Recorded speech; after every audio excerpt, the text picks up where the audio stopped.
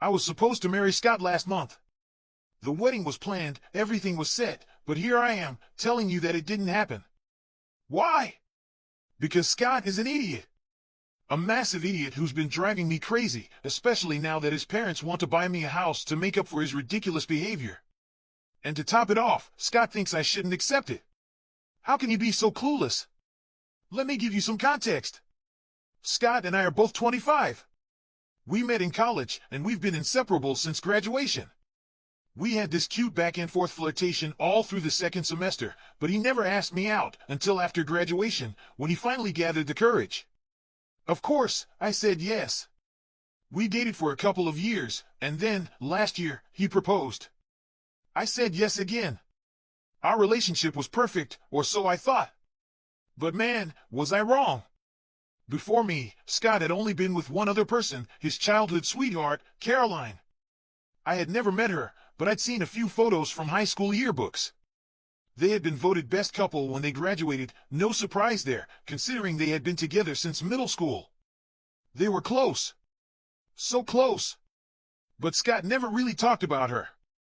I knew, though, from his friends, that they'd been inseparable while they were growing up, best friends in elementary school, lovers by middle school. By high school, they were already planning their future, even talking about getting married after college. But things didn't go as planned. Caroline's father wanted her to go to business school in New York, and the distance between them was too much to handle. They tried long distance, but the fighting wore them down. They broke up just a few months into college. I didn't know any of this at the time. Scott only introduced me to his college friends after we'd been together for a few months. And I found it strange that he'd never mentioned Caroline when we first started dating. It felt like a huge part of his past, something that deserved to be told. They had been together so long. They had even planned a future together. Yet, there I was, hearing nothing about her. Scott didn't talk about Caroline at all, and when I looked through his social media, I saw he deleted every trace of her. It was like she never existed. I had no idea who she was, not even when I stalked him before we officially started dating. His friends didn't bring her up either, well, not until one of them let it slip. That was the day of our first big fight, and I remember it so clearly. It had been Scott's birthday, and he invited all his college friends over for a dinner so they could meet me. I already knew his family, and I was familiar with his group of friends. But this dinner was different. This was the moment where I would get to know them, really get to know them. And, strangely enough, that night, I got to know Scott better, too. After dinner, Scott stepped out to take a call from a relative, leaving his friends to mess around with him like typical guys do. That's when one of them let it slip. He said how happy he was to see Scott and me doing so well, especially since he hadn't thought Scott would ever move on from Caroline. I froze. Move on from who? My confusion must have shown because they immediately realized what they'd done. When I asked who he was talking about, they tried to cover it up, to brush it aside like it wasn't a big deal. But I wasn't buying it. I pressed them, and eventually, they told me about Caroline. About her and Scott's long history together. They clearly realized they'd messed up. They tried to downplay it, act like it wasn't a big deal, but I knew better. I knew it was a huge deal. They'd been together since middle school. They had plans to go to college together, to get married. It wasn't just some passing high school fling. After everyone left, and the house quieted down, I decided I had to confront Scott. Why hadn't he told me about her? Why was this the first time I was hearing about such an important part of his past? It felt like he was hiding something. He came back into the room, and the tension was thick. The silence between us felt so heavy. I didn't wait. I asked him straight out why he'd never mentioned Caroline. He seemed uncomfortable, squirming, trying to convince me it didn't matter. It was just a high school thing, he kept saying. It meant nothing. He tried to convince me it was all in the past, that he had moved on. But I could see through it. I didn't buy it for a second. I was hurt, deeply hurt. How could he have kept such an important part of his past hidden from me? I told him I needed to know everything because it mattered. But he still refused to see how important it was. He didn't think Caroline had anything to do with our relationship. When I kept pressing Scott about Caroline, he snapped at me, his voice sharp, telling me to mind my own business. That was it. That was the spark for our first big fight. I ended up spending the night at a friend's place because I just couldn't take how horrible he'd been. He told me that it wasn't his responsibility to soothe my insecurities, especially when it came to a relationship from his past that he didn't even want to talk about. He completely ignored the fact that he had hidden this from me for no real reason and somehow twisted it to make me feel like the one with the issue. I was told I was overreacting, that I was insecure about something that had happened in high school. It was about me, my lack of trust in him, and how I was insulting him by being upset. He played me, expertly. And for a few days, I started to think maybe I had overreacted. Maybe I had blown it all out of proportion. Maybe I was being the one who made it a bigger deal than it needed to be. So, I apologized. And like magic, he forgave me, but only under one condition. I promised I wouldn't bring Caroline up again. According to Scott, Caroline had been clingy and annoying. He said it was embarrassing to even talk about her now, especially considering how many years he had wasted with her. She was in the past, and he didn't want to waste any more time on her when he was with me. I agreed. I promised. We would move on from the fight. But as time went on, I saw his school friends again, and Caroline only came up once, and I'm sure Scott had made it clear to them that her name was off limits. I didn't hear anything more about her until a couple of weeks later when I ran into one of Scott's friends at the grocery store. He seemed uncomfortable, almost guilty, and apologized for mentioning Caroline in the first place. He admitted that it wasn't his place to talk about Scott's past, and he felt bad for causing the fight between us. He told me I had nothing to worry about, especially when it came to Caroline. He insisted that, despite the length of their relationship, he had never seen Scott as happy with her as he was with me. His words were meant to smooth things over, and I bought it, hook, line, and sinker. It made me happy because it meant that whatever Scott had told me about moving on from Caroline was true. It wasn't because he still had feelings for her, it was simply because she was a part of his past. That was it. She was history. That was the last time anyone mentioned Caroline, and slowly, I forgot about her, too. Scott's family knew better than to talk about her around me, and his friends had learned their lesson. Life went on, and things between Scott and me were as good as they'd ever been. We did have our ups and downs, like any couple, but nothing serious. Nothing that made me question our relationship. In fact, I was so confident in us that I never even considered that anything could go wrong. I didn't doubt for a second that we would get married. But, ironically, it was Caroline who ruined everything. I guess I should have taken her more seriously, should have been more cautious instead of assuming everything was perfect. The day of our wedding was supposed to be the happiest of my life. Scott was as happy as I had ever seen him. There was no way I could have predicted what was about to unfold. I walked down the aisle, feeling like the luckiest woman alive, and Scott stood there, smiling, waiting to say his vows. The ceremony was about to begin when it happened, the moment every bride dreads. Caroline burst through the entrance, demanding that we stop the ceremony. She couldn't let it happen. She claimed that Scott was her soulmate, and that was enough to halt everything. I knew exactly what Caroline looked like. I had seen her photos in the yearbooks, and I had hoped and prayed I would never have to face her in real life. I never imagined a scenario where that would happen. But there I was, frozen at the altar, unable to move, and Scott? He stood there, just as shocked as I was. And then the shock turned to something else. Something far worse. We hadn't thought to hire security. The ceremony was meant to be private, intimate, just a few close friends and family. The venue was Scott's uncle's property, tucked away and off limits to the public. We hadn't expected any interruptions. I regretted it all in that moment, standing there at the altar, as I realized the wedding wasn't going to happen. While I stood there, paralyzed, waiting for someone to say something, anything, my mind raced with thoughts of how Scott would react. He would kick her out. He wouldn't entertain this. He had always made it clear that he didn't like her. But instead of telling her to leave, Scott did the unthinkable. He started talking to her. Instead of stopping her, he was having a conversation with her, acting as though he'd forgotten the vows he was supposed to be saying. Everyone in the room stood in confusion, and I was no exception. Caroline, meanwhile, was telling Scott how she had found out about the wedding, how she had been in touch with some of his old friends who had casually mentioned it to her. She confessed her love for him, admitted she had never stopped loving him. She told Scott that she hadn't returned all these years because their breakup had been so bitter. She had waited for him to come around. Caroline, after all that time, thought she could let go of him, but when she found out that we were about to get married, everything changed. She realized, deep down, that she couldn't let it happen. She couldn't live with the regret for the rest of her life. The only reason she'd been late to the ceremony was because of traffic. She had planned to arrive an hour earlier, intending to speak to Scott privately before everything began.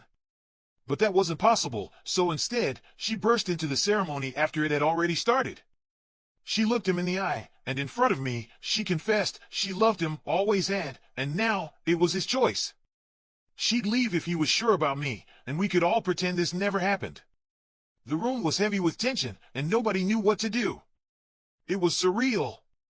Scott was actually talking to her. Why was he engaging in this? Why wasn't he showing her the door?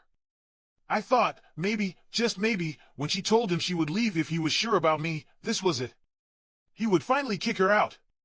The opportunity was right there, and I was ready to forgive him up until this point. But instead of assuring her that he was marrying me, instead of shutting this down and moving on with our vows, he started arguing with her. He accused her of being unfair, of breaking up with him years ago, of attending a different college. And now, here she was, confusing him all over again. Was this really happening? He told her she was selfish, never thinking about his feelings. Caroline apologized, trying to explain that she would change. And yet, there they were, talking about their past. My past, our past, completely forgotten. It was turning into their story, and I had become nothing but a character on the sidelines. I stood there, watching them. It was unbearable. The pain was sharp. Scott was letting this happen, and all I could do was watch. I felt invisible, like I no longer mattered. Everyone else seemed paralyzed, unsure of what to do. My parents, my bridesmaids, they were frozen too. They didn't know how to respond to the chaos unfolding. I couldn't take it. It was suffocating. So, I walked away. As I left the altar, I realized it was pointless to stay. No matter what Scott said, no matter how he tried to explain himself, I saw the truth. He still had feelings for Caroline. He had been playing me for a fool. I started walking toward the exit. He didn't try to stop me. He didn't call out. He just said he'd get back to me once he sorted this out and that I should go wait in my hotel room until he figured everything out. My heart shattered. I stepped away from the altar and into the bitter reality that the wedding wasn't happening. Once I was alone in my room, the floodgates opened. I broke down. How had this happened? My wedding day, the one day that should have been filled with joy, had turned into a complete nightmare. A disaster straight out of a bad romantic comedy. And I wasn't the bride living out her fairy tale. I was the fool, left standing alone at the altar while Scott had his moment with her. A little while later, my parents and bridesmaids came to me.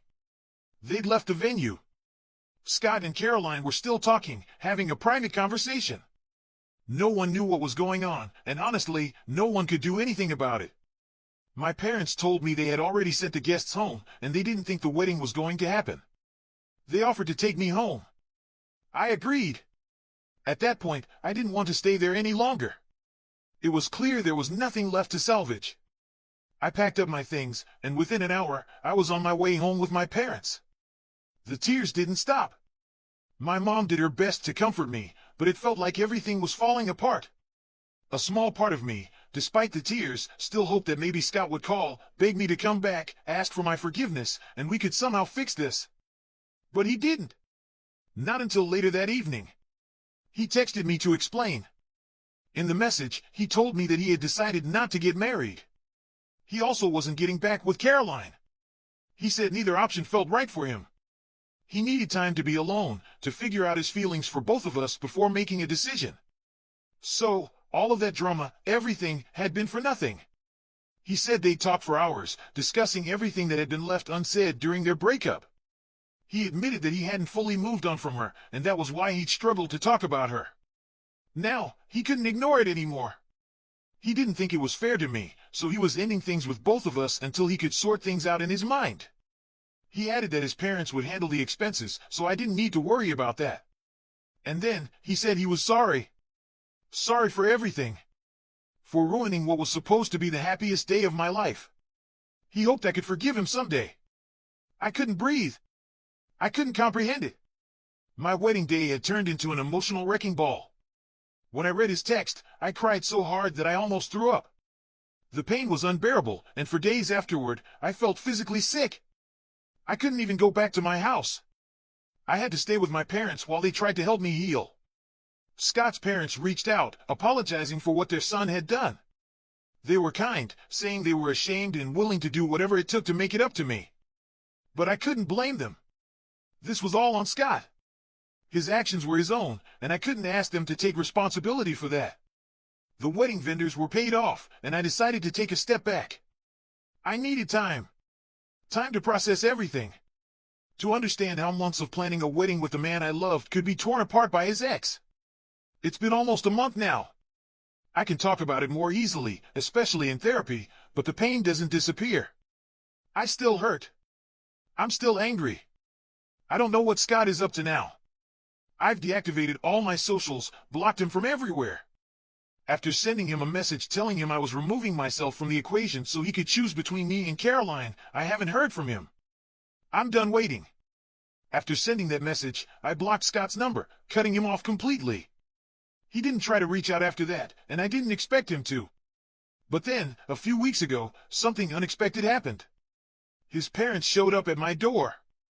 They came with news that, at first, didn't make sense. They had come into a lot of money. Scott's dad had just been made CEO of his company, which came with a significant pay raise. Suddenly, they wanted to buy me a house.